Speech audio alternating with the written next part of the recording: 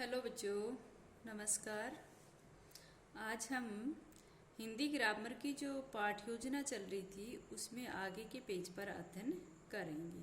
यानी कि हम यहाँ पर पहुँच गए थे, ये आपने कर लिया था शायद। लंकेश लंका के राजा थे, ये सब हमने कर लिया। सभी बच्चों को मैं एक बार फिर से बता देती हूँ कि सभी बच्चे कोई भी शैली लो, यानी कि कोई भी विधा लो, चाहे पद्य की कर लो चाहे गद्य की कर लो। पहले 6 पद्य की कर रहे हो तो 6 पाठ योजना पद्य की कर लो, फिर 6 गद्य की कर लो और फिर 8 ग्रामर की बना लो। ठीक है, मोटी डायरी में। अगर आप पहले ग्रामर की बना रहे हो तो पहले 8 लगातार ग्रामर की ही बनाओ। ठीक है, तो इस प्रकार से आपको पूरी 20 पाठ योजनाएं बनानी है। पूरी तरह से मिनीचर, श्यामपट और ब्लैक बोर्ड जो भी आपका ये है चार्ट, इसका प्रयोग करते हुए जैसे मैं आपको वीडियो में दिखा रही हूँ इसी तरह की पाठ योजना आपको बनानी है। इससे अलग होगी तो फिर वो आपकी डायरी में जो रोंग राइट का चक्कर होगा वो फिर बाद में मेरे को मत कहना कि मैम आपने हमारा क्यों काट दिया। इसलिए मैं फोटो भी भेज सकती थी, लेकिन मैं खुद इसको पढ़ा के वीडियो बना के आपके पास भेजती हूँ कि ताकि आप समझ सको, ताकि आप पढ़ा भी सको। कभी क्लास में जाना पड़े तो आप इस तरीके से उसको प्रेजेंट कर सको। ठीक। अच्छा बच्चों, आज हम यहाँ पर यानी कि प्रस्तुतिकरण में जो हमारा सेकंड शिक्षण उद्देश्य यानी कि उद्देश्य कथन चल रहा था वो है कौशलात्मक। पहले हमने ज्ञानात्मक के बारे में बात कर ली है, यानी कि उद्देश्य कथन में यहाँ पर हमारा आएगा कौशलात्मक।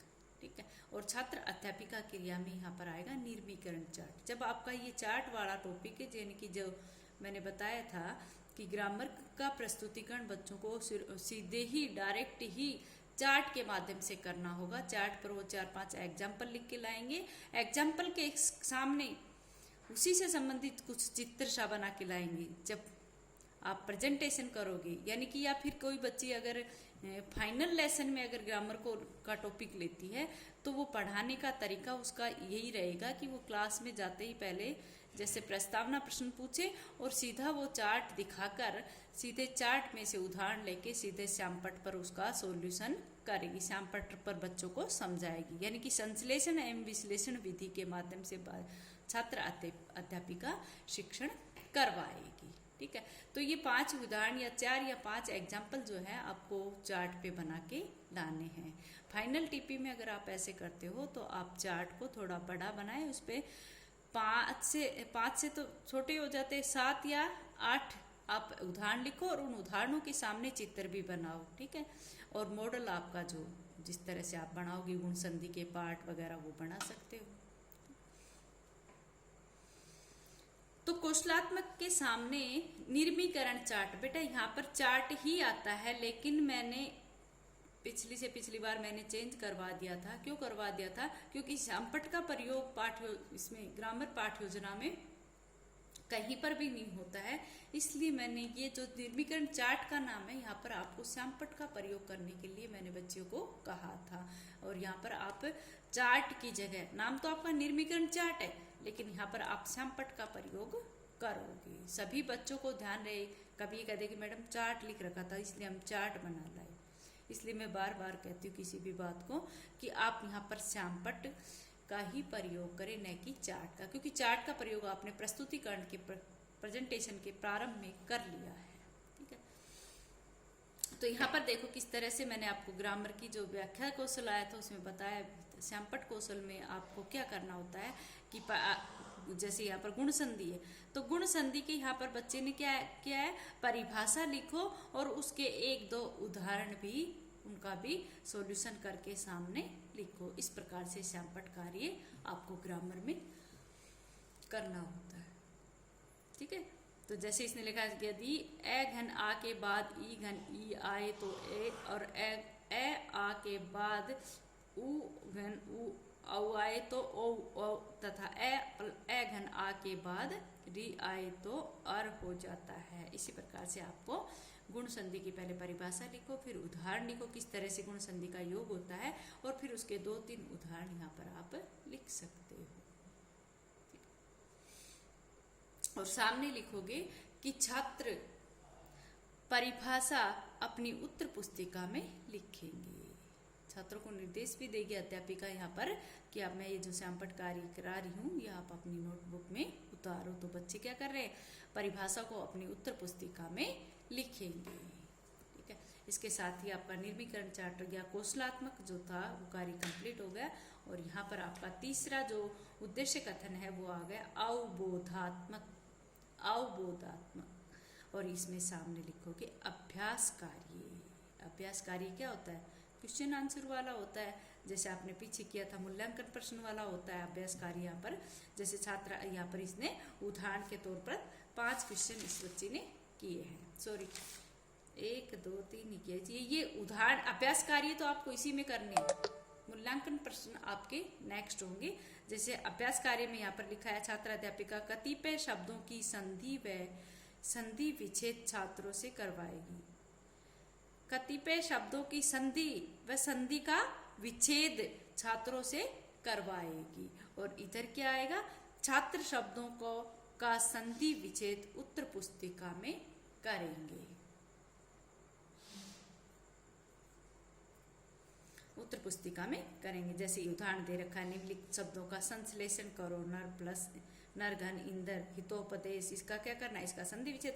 तो नर घन इंद्र है तो वहां पर तो आप ये नरेंद्र कर दोगे। और हितोपदेश तो यानी कि इसका क्या करना है आपको, यहाँ पर बच्चे क्या करेंगे, इसका विग्रह कर देंगे, संधि विग्रह कर देंगे, या जैसे इसका संधि विच्छेद कर देंगे।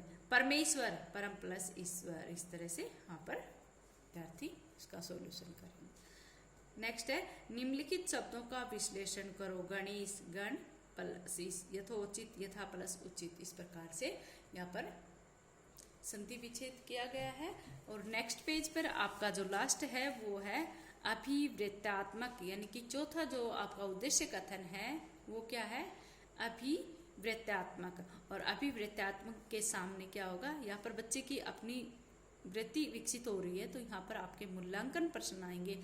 और आप सभी को ध्यान रहे कि मूल्यांकन प्रश्न हमेशा लपेट फलक पर आते हैं। कई बार एग्जामिनर आता है तो वो बच्चों से वैसे ही पूछ लेता है कि मूल्यांकन प्रश्न आप कहाँ करोगे, तो वो आपको लपेट फलक पर करने होते हैं। बाकी यहाँ पर पाठ योजना में आपको उनको यहीं पर लिखना है। ठीक है, तो जैसे इस बच्चे ने 5 क्वेश्चन बना रखे हैं उसी प्रकार से आपको भी मूल्यांकन प्रश्न बनाने हैं।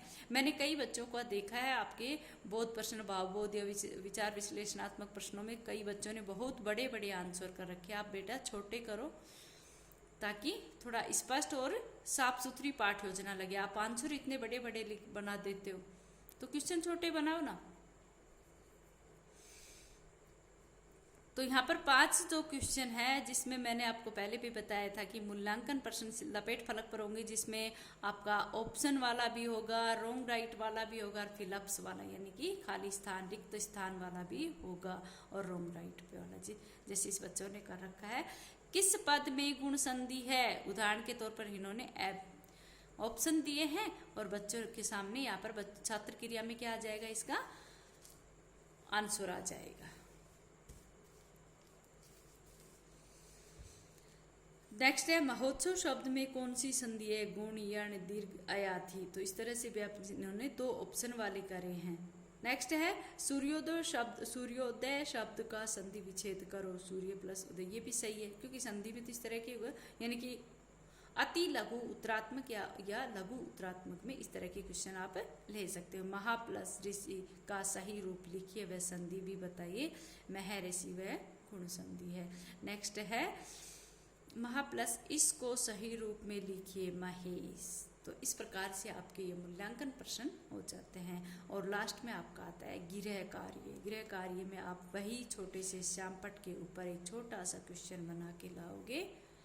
ये इस बच्चे ने गलत कर रखा है, लिख रखा है उपेंद्र देवेंद्र सर्वोत्तम नहीं महोदय शब्दों का संधि विच्छेद करो।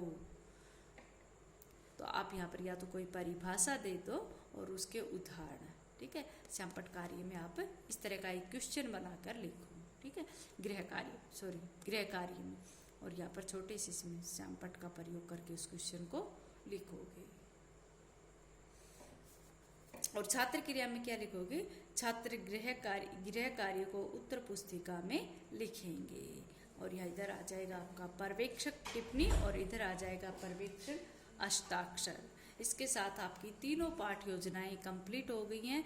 मेरा सभी बच्चों से अनुरोध है कि वो अपनी अपनी पाठ योजना बनाए। कुछ बच्चों ने तो तीनों की तीनों भेज रहे, और कुछ बच्चे पता नहीं कहाँ सो रहे हैं जिन्होंने अभी तक एक भी अपनी पाठ योजना नहीं भेजी है। बेटा डायरी तो आपकी मैं ही चेक करूँगी, अगर गलत होगी तो फिर मेरे को मत कहना, ठीक है। तो इसलिए पहले से अपनी पाठ योजना मेरे पास भेज दो, और उसके बाद अपनी मोटी डायरी में इसको बना लो। और सभी इसके बाद सभी बच्चे अपने फाइनल टीपी के लिए अपना टॉपिक डिसाइड कर लो। किसी को ग्रामर में से लेना है, किसी को पद्य की और किसी को गद्य की। तो उसके बाद आप अपना डिसीजन रखना, और उसके बाद आपका टॉपिक डिसाइड होने के बाद आप समालोचना यानी कि क्रिटिसिज्म की एक डायरी है, उसमें अपना साफ साफ अपना टॉपिक बना लेना। और टॉपिक वो लो जिसमें चार्ट भी बन जाए और मॉडल भी अच्छा बन जाए, वरना फिर बाद में कहोगे कि मैडम इसमें कोई मॉडल नहीं, कोई चार्ट नहीं। अच्छा बच्चों, आज इतना ही, आगे कल